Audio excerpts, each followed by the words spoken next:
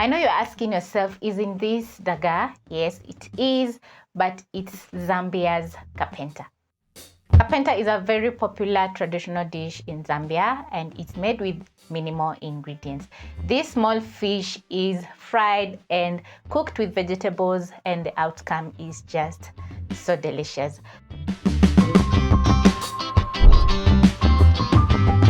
You're going to start off by sorting your kapenta. Next, you're going to wash around 3 times. This is to remove sand or any dirt in the kapenta. Next, you're going to move over to the stove top. Place a pan or a pot over medium-high flame. Add in some cooking oil. Because the fish is sun-dried, after washing the kapenta, it's going to turn very soft. So don't soak in water for a long time because it's going to break apart. I've added around 4 tablespoons of cooking oil because I'm going to be frying my kapenta. Once the oil is hot, I'm going to add in my kapenta.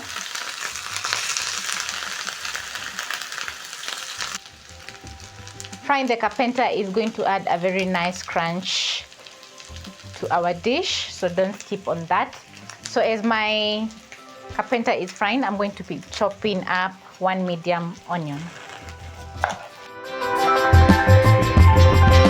Then I'm going to dice into small pieces.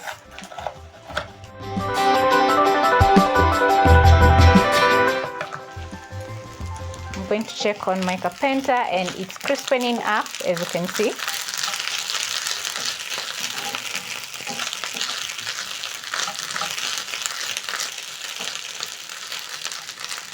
Fry another 30 seconds as I finish off chopping my onions. After frying for around 2 minutes, my kapenta is crispy, so I'm going to transfer to a small bowl.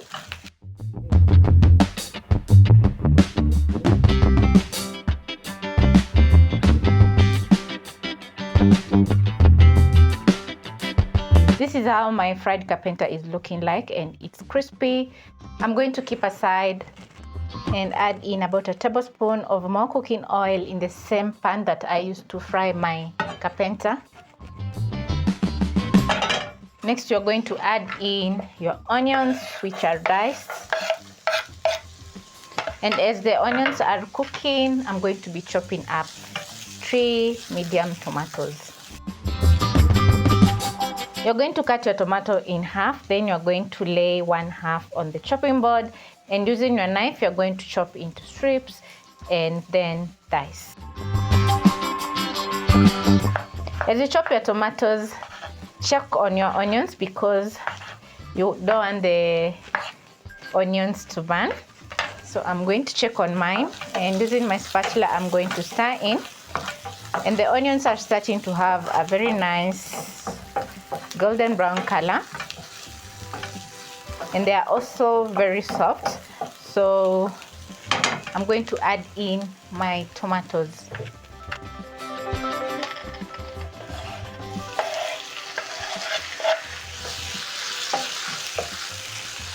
Using your spatula, you're going to stir in the tomatoes into the onions. Add in some curry powder and 1 seasoning cube. Stir in the curry powder and the seasoning cube into the onions and cook until soft. Seasoning cubes usually contain salt, so I'm going to add in a little bit more salt to fully season my kapenta. As my tomatoes are cooking, I'm going to be chopping my coriander.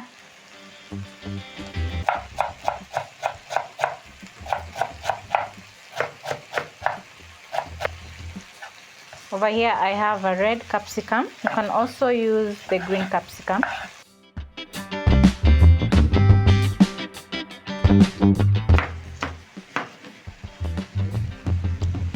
The curry powder is going to add a very nice flavor to our kapenta.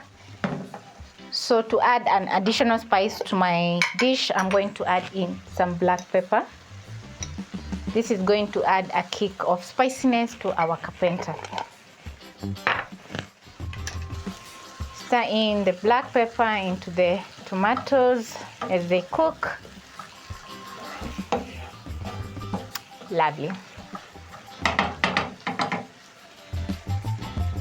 So I'm done chopping up my veggies. I have some capsicum and some coriander over here, which I'm going to be adding after adding in my fried kapenta. When you notice that your pan is drying out, you can add in a splash of water so that the tomatoes can fully cook. My tomatoes are ready and fully cooked. So I'm going to be adding in my fried kapenta. Stir in the kapenta into the tomato sauce. This is what the kapenta is looking like. So I'm going to add in half a cup of water in my pan. Stir in. Then you're going to reduce the flames to low and let your kapenta simmer for around 5 minutes until all the nice flavors are fully absorbed into the kapenta.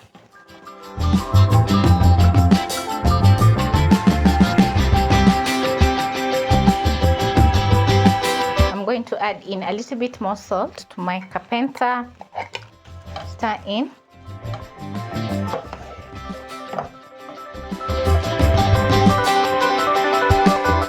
Also add in some red capsicum. Lastly, I'm going to be adding in some coriander to garnish, which is not optional because it adds a very nice flavor to your kapenta.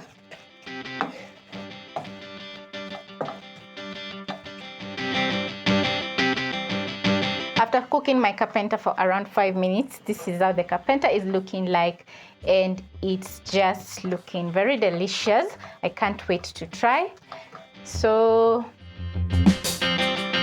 I'm going to put out the flames, and let me tell you, you have to try out this Zambia's kapenta recipe because it's worth it and it's very delicious. You can serve the kapenta over some nishima and enjoy to the fullest.